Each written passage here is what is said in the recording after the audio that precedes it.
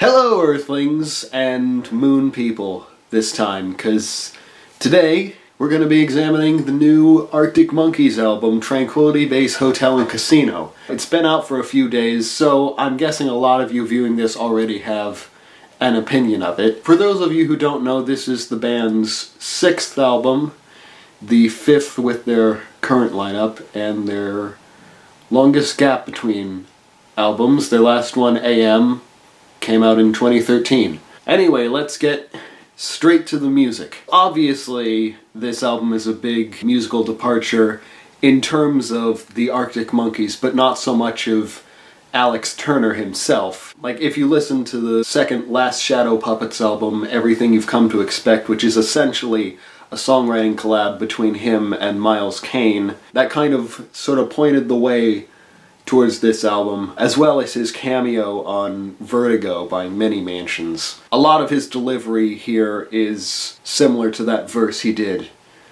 on Vertigo. This album had no singles by the time it was released, and the hooks on it are few and far between. Consequently, the best moments on this album come from when it really grooves, when it really settles into a groove, like on Star Treatment, which has now unseated the jeweler's hands as the longest Arctic Monkeys song ever. This is also the only song on the album where Matt Helders does some of his signature high backing vocals that got slathered all over the place on AM, and they provide a nice counterpoint to Alex's voice. And it's not often you get someone alluding to the Strokes, Ghostbusters, and Taylor Swift in the same song. Look at the mess you made me make. It's just a slightly more specific version of Look What You Made Me Do. As of this video, Star Treatment has not been released as a single.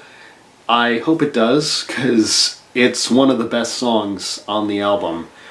I love the groove, I love the chords, I love Matt's vocals, everything.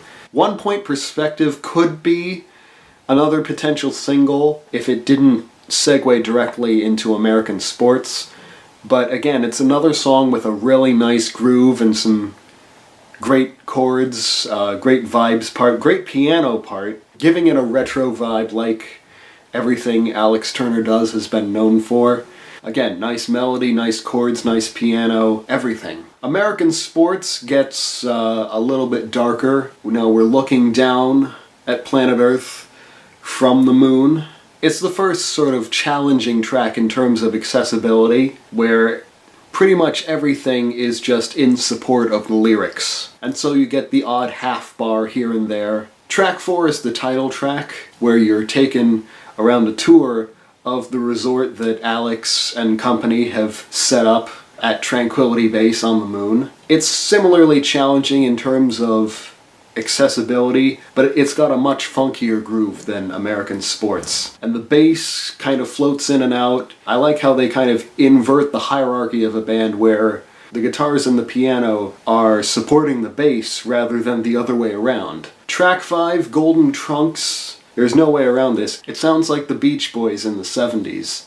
And I'm loving the sort of tritone chord progression. I believe the bass is moving in tritones with the two chords that oscillate back and forth. And the guitar riff at the beginning reminds me of something I can't quite put my finger on.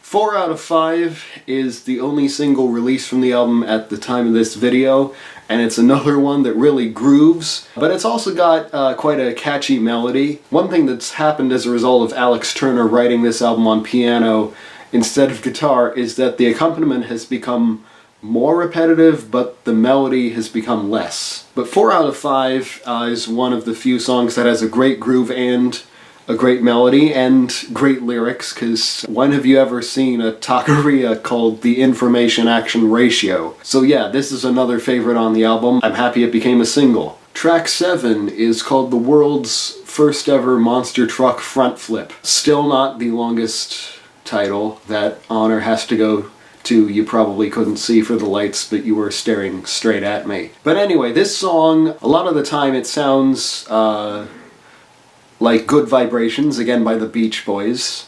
The middle bit kind of sounds like Secret Door off of Humbug.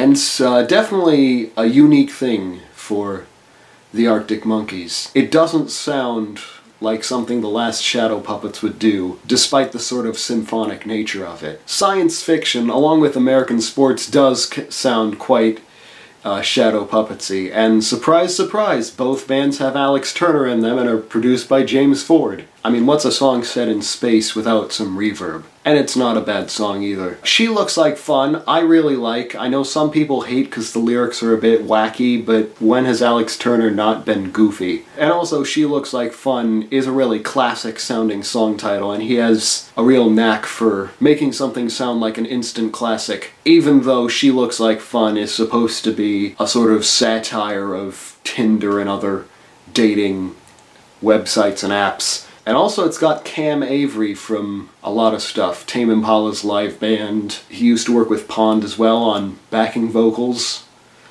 The She Looks Like Fun bit. Bat Phone is my personal favorite song on the album. One of those just grooves you just settle into and vibe out to. What I really like about this groove is that almost no one is playing at the same time as anyone else. You get a bit of piano and bass and then one organ chord, and then some synth, and then drums, and then more bass, and then just a little blues guitar. Yeah, that's pretty much why it's my favorite on the album.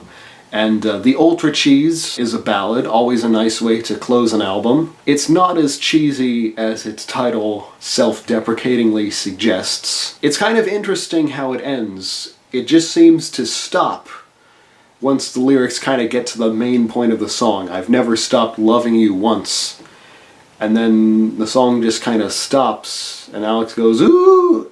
It's an interesting way to close the album. It's not one of my favorite songs, but it is a good way to end the story of the album. So, my overall opinion on the album. It's not exactly their best album, but I don't think it deserves half the hate it's getting. As much as it is an evolution of Alex and Company's sound, it feels like a natural one, especially if you've been paying attention to everything Alex did between AM and this, what with Everything You've Come to Expect, Vertigo, etc. I mean, there are a couple songs that sound a bit less shadow puppetsy, and yes, James Ford is here.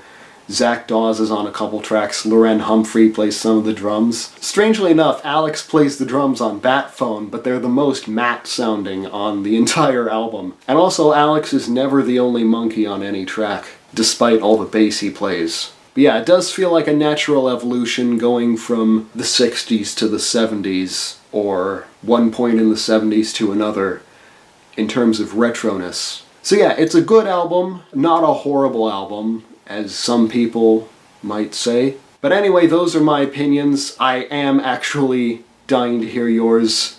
Please leave them in the comments, or crucify me, or whatever, and I will see you again. I'm trying to post videos every Tuesday with varying degrees of success, but I am posting every week. So until next time, this is Neutron, signing off. Go forth and be awesome. Over and out.